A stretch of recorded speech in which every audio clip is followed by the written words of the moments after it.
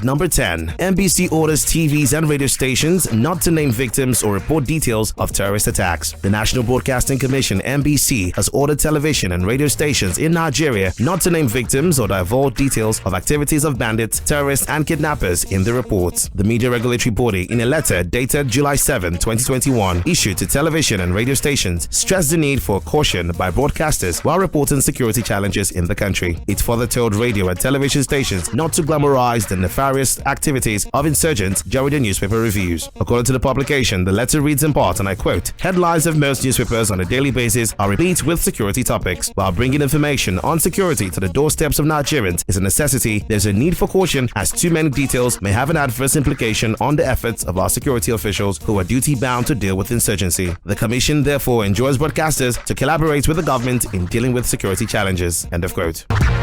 At number 9, movie producer Dillion Jordan indicted for allegedly running international prostitution ring. American movie producer Dillion Jordan has been indicted for allegedly running an international prostitution ring under the guise of a film business. The 49-year-old, who is behind indie films including The Kindergarten Teacher starring Maggie Gyllenhaal and The Kid with Ethan Hawke, was arrested in San Bernardino County in California. He's facing charges in the Southern District of New York. As alleged for years, Dillion Jordan operated an extensive and far-reaching prostitution business using a purported events planning company and a movie production company to conceal the proceeds he made from exploiting women, says a Manhattan U.S. attorney Andre Strauss. Now the party's over and the film is a wrap. Jordan, who also goes by the aliases Daniel Jordan, Daniel Morris Hayton, and Daniel Bowler, ran the operation with help from others including a United Kingdom-based madam from about 2010 through May 2017, says federal prosecutors. At number 8, WhatsApp has now released a new feature that has been the talk of the tech community for a long time. According to Facebook engineers, the new feature would allow for a hugely popular service to be used on multiple non-phone devices without needing to connect to the smartphone app. The makers have confirmed that this feature will be released as a beta version and it will be circulated only to a small group of users. This is because the makers want to identify and fix all the minor bugs and issues that could show up while using this new feature. WhatsApp main feature, end-to-end encryption, will also be available while using this feature. At number 7, Nigerian footballer Nnamdi Ofobo to put his career on hold after scans revealed he has a heart issue. Rangers manager Steven Gerrard has confirmed that new signing Nnamdi Ofobo's career will be put on hold after scans revealed a heart issue. The 21-year-old Nigerian midfielder joined the club on a free transfer from Bournemouth this summer, but a red flag was raised during his medical. After his side drew 2-2 with Arsenal in their friendly at Ibrox, Gerrard told Rangers TV, "I don't think you'll see him in the short term. Unfortunately, something is flagged up with his ECG, which is the heart test. We've got top medical people here at the club now and we check all the players thoroughly from head to toe when they arrive. Unfortunately, there's been a bit of a red flag with a heart issue, so he's going to see some specialists in the coming weeks and we need to do more tests before we move forward." Nigezie Extreme wishes Nnamdi speedy recovery.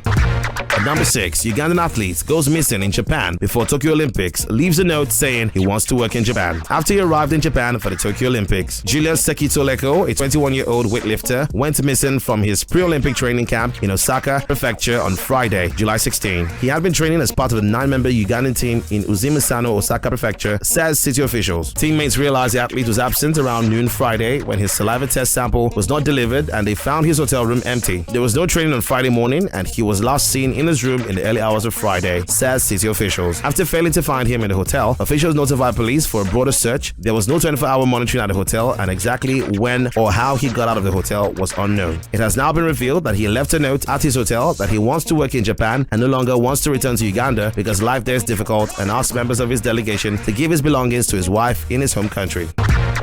Number 5. Wife of filmmaker Yomi Black reveals their failed marriage. The marriage of filmmaker Yomi Black and his wife Elizabeth John, an interior designer, has packed up. The estranged couple got married in 2012 and have a son, but sadly they're going their separate ways. The couple is currently in the process of dissolving the union. They have been separated for 8 months. Elizabeth has since been welcomed back by her family and she has also moved into her own place. In a post she shared on her Insta stories, Elizabeth thanked God she is now a free woman. She thanked God for the good and bad times in the union while also hoping that God would send the right man to her at the right time. At number 4, viral Lagos amputee hawker acquires a house in Lagos. Mary Daniel, a sachet water hawker who went viral because she's an amputee, has acquired a 17.5 million naira apartment in Lagos. The 27-year-old Kogi indigene bought the house located in Lagos. She's also constructing a pure water factory inside the compound, which is near completion. Recall that Mary Daniel received donations of about 25 million naira after she was pictured hawking sachet water in traffic in Oshodi, and her story went viral. That's what give me money. I bought the house. and I still use the opportunity to open the factory. Okay.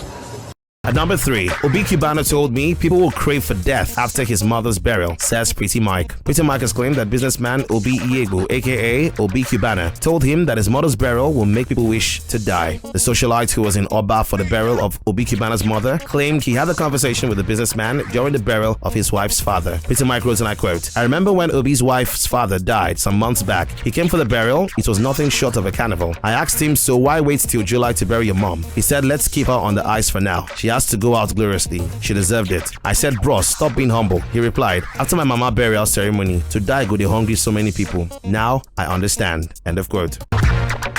At number 2, FIFA plan to introduce new rules in football. World Football Governing Body, FIFA, is considering bringing a host of controversial changes to the current football system, with a prominent change being games reduced from 90 minutes to 60 minutes. According to reports, FIFA are looking for ways to improve the game and will be trying out a series of different rules in the Future of Football Cup youth tournament that will include under-19 sides from PSV, AZ, ASMA, RB Leipzig, and Club Brugge. The tournament will feature 5 new key regulations. Firstly, instead of 90 minutes, games will be made of 2 30-minute halves, with the idea of shortened matches believed to have been taken from basketball. Secondly, the referee will stop his watch whenever the ball gets out of play in an attempt to crack down on persistent time wasting, and there will be kickings instead of throw-ins. Normally, teams are allowed to make 3 subs. That has been extended to 5 in recent times due to the COVID-19 pandemic. Should these plans go ahead, unlimited substitutions will be permitted. And then thirdly, yellow cards will result in a sin bin similar to what is seen in rugby. The offending player will be temporarily suspended for a 5-minute period and forced to watch from the sidelines before returning to the pitch.